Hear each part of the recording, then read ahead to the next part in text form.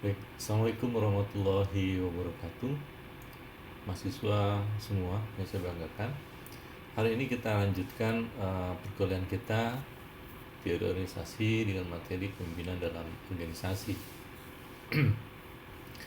Jadi kita kalau bicara kepemimpinan mungkin kita ada sering ya mendengar ya, karena pemimpinan itu bisa dimulai dari rumah sampai kita ada di kuliah ini. Ya. Baik, pertanyaannya adalah kenapa kita perlu pemimpin? Ya, kita bicara kita perlu pemimpin, maka ini ada poin-poin yang akan muncul. Kenapa? Karena ketika kita tidak ada pemimpin maka akan kehilangan visi. Keputusan akan tertunda, konflik meluas, moral menurun, dan kinerja pun akan ikut menurun. Ya. Sehingga dikatakan bahwa pemimpin yang baik tidak hanya mampu memimpin pengikutnya atau bawahan mereka, tetapi juga mahir memimpin atasan dan rekan-rekan mereka juga. Jadi namanya pemimpin. Ya, ada 5 level kepemimpinan menurut John C. Maxwell.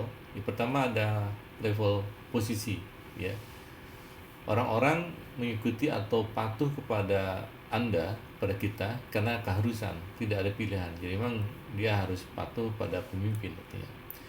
Ada level tingkat hubungan, orang-orang mengikuti kita karena mereka ingin menikmati. Artinya kita punya kemampuan, mereka juga ingin menikmati dari kemampuan kita, makanya dia mengikuti kita. Level pencapaian tingkat kepemimpinan, pemimpin memperoleh pengaruh dan kepercayaan karena produktivitas Anda sebagai seorang pemimpin. Di sini melihat bahwa karena kita mampu melakukan produktivitas, maka orang pun ingin ya seperti itu. Ya. Keempat adalah level pengembangan tim, pengembangan orang, reproduksi. Orang-orang mengikuti karena apa yang telah dilakukan oleh mereka. Para pemimpin menjadi besar dan berpengaruh bukan karena kekuasaan mereka, melainkan karena kemampuan untuk memberdayakan karyawan mereka. Pemimpin menciptakan pemimpin, yang berarti pemimpin yang berhasil ialah pemimpin yang dapat menciptakan pemimpin-pemimpin baru. Nah, ini yang perlu kita apresiasi ketika seorang pemimpin mampu memberdayakan karyawannya sehingga muncul pemimpin-pemimpin baru. Ya. Berikutnya ada terakhir ada kepemimpinan tingkat. Ya, di sini nggak semua orang bisa, karena pemimpin ini pemimpin yang merubah orang, ya, membuat kita menjadi yang lebih baik. Contohnya ada Nabi dan Rasul. Berikutnya adalah ketika kita diminta untuk menjadi pemimpin, apakah lebih suka mengambil alih atau membantu orang lain untuk menemukan jalannya sendiri? Ya, kita ini satu contoh.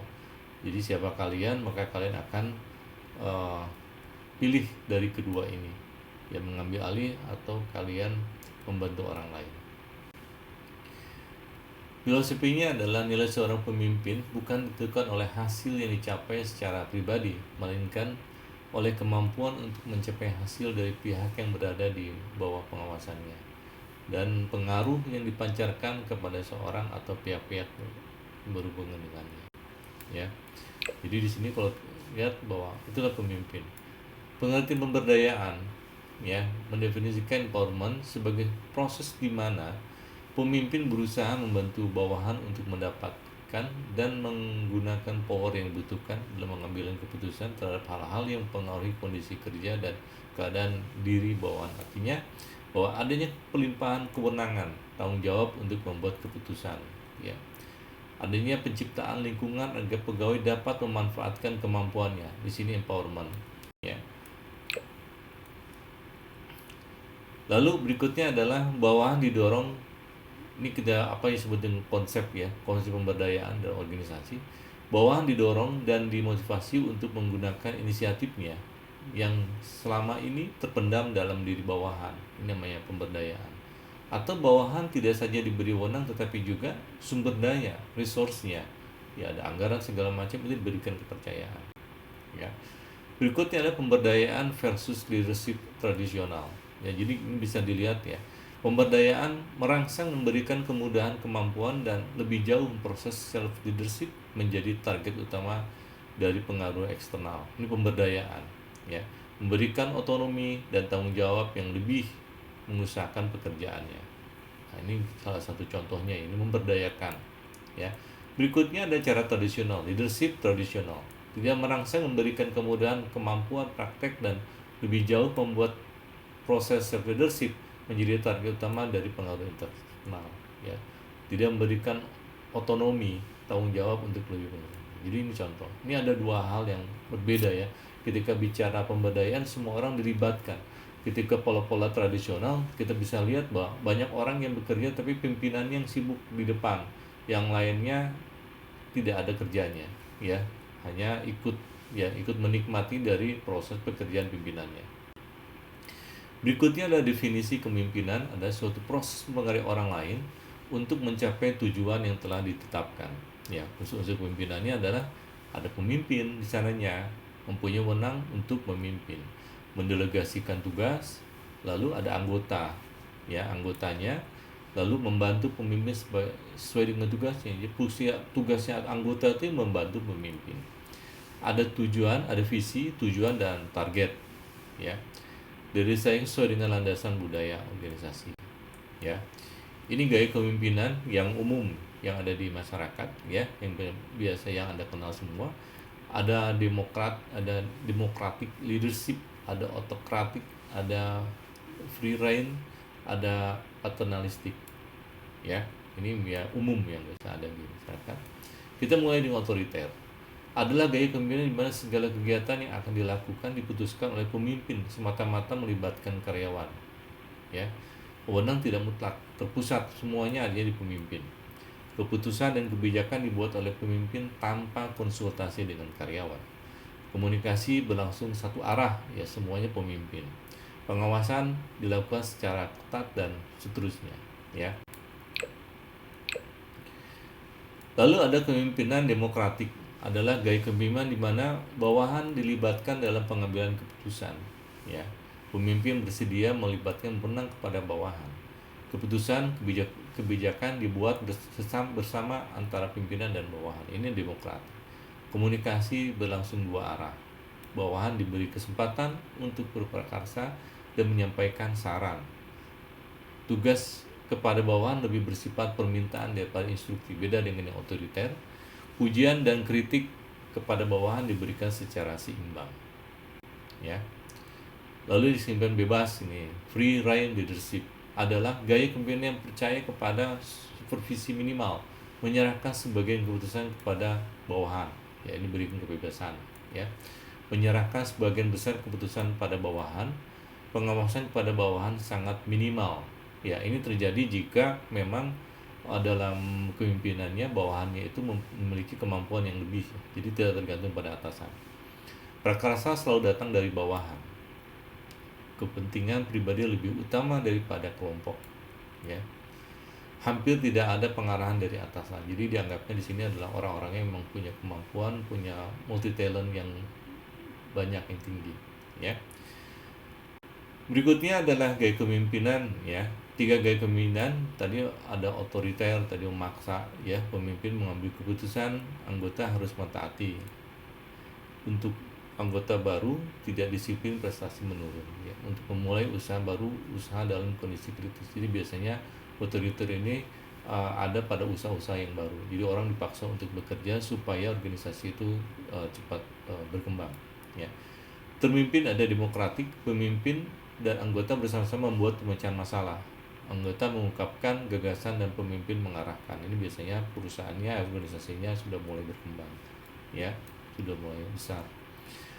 Bebas atau free reign ini ada anggota diberi kebebasan mengembangkan kreasinya.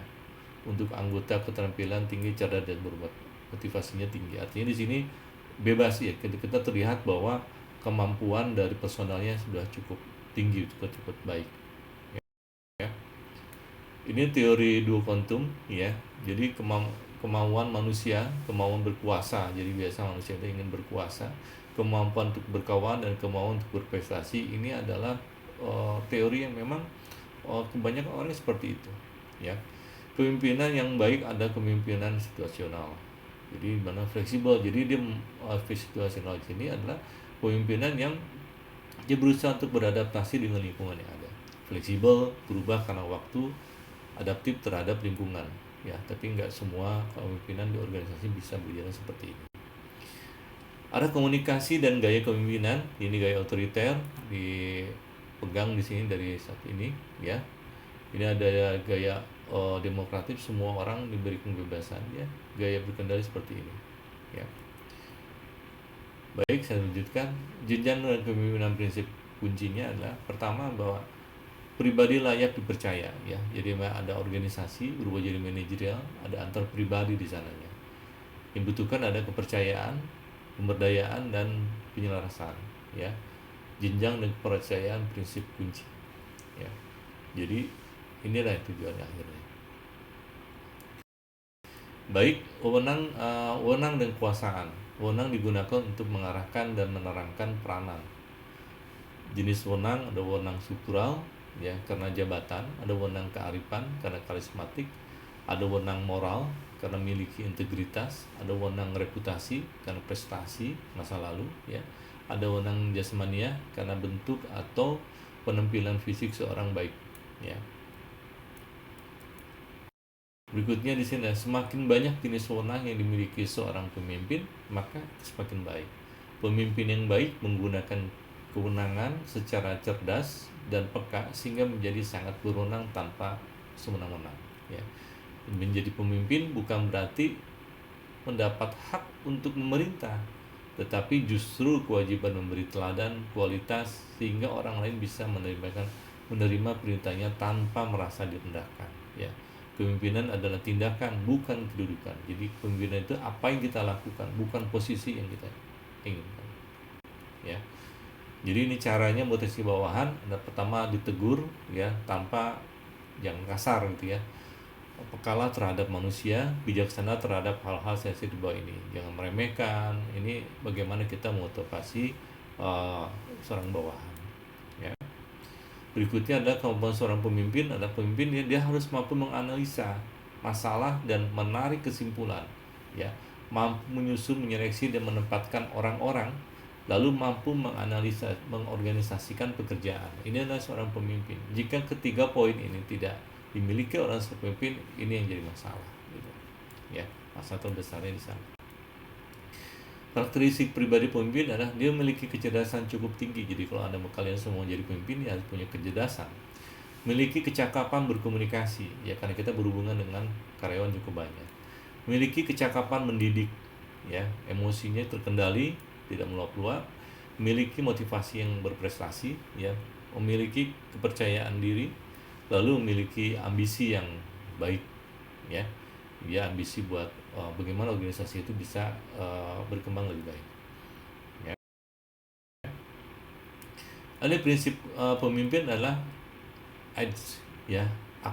Aku, nggak boleh iri, nggak boleh dengki, nggak boleh sirik, ya. Apakah saya bisa menerima kritikan? Ini pertanyaan yang harus ada dalam seorang pemimpin. Apakah saya terlalu suka mencela orang lain? Jadi pemimpin nggak boleh mencela orang lain. Jika terjadi ketidakberesan, apakah saya menyalahkan semua orang kecuali saya? Jadi ini pemimpin yang egois, ya. Apakah saya berprasangka buruk? Ini bahaya, semua orang dianggapnya jelek, ya.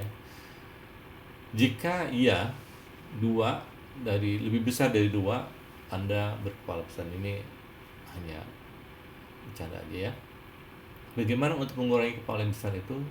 Mintalah teman akrab untuk diskusi bagaimana menilai diri mereka, ya. Pemimpin yang efektif adalah membuat keputusan, pengarah, motivator, inspirator, ya. Ini yang efektif, ya. Sifat utama pemimpin adalah harus berani mengambil keputusan, ya. Jadi orang yang galau, ya susah ya jadi pemimpin, ya. Harus berani menerima risiko sendiri, harus berani menerima tanggung jawab sendiri, ya. Ingat, tanggung jawab, ya, sama sekali tidak boleh delegasi kepada bawahan. Jadi jangan sampai ketika berat tanggung jawabnya diberikan kepada atasan, ke anak buahnya disalahkan. Itu yang nggak boleh, ya. Kita sering keliru memahami kepemimpinan dengan kedudukan, pangkat, dan jabatan. Padahal kepemimpinan adalah mengenai diri kita sendiri, bagaimana diri kita sendiri memimpin orang lain. Setiap kita sungguhnya adalah pemimpin. Esensi tertinggi dari kepemimpinan adalah mencapai hidup yang damai, bahagia. Kepemimpinan sebenarnya adalah seni menikmati hidup, seperti itu, ya. Lalu kita bicara pengertian pemberdayaan, empowerment. Ya, menurut Wood, mendefinisikan empowerment sebagai proses di mana pemimpin berusaha membantu bawahan untuk mendapatkan dan menggunakan power yang dibutuhkan dalam pengambilan keputusan terhadap hal-hal yang mempengaruhi kondisi kerja dan keadaan di bawahan. Artinya, adanya pelimpahan wewenang di sana, kewenangan dan tanggung jawab. Adanya menciptakan lingkungan agar pegawai dapat memanfaatkan kemampuan. Ya, terima kasih. Hanya itu saja yang bisa saya sampaikan. Ya, kurang lebihnya mohon maaf. Assalamualaikum warahmatullahi wabarakatuh.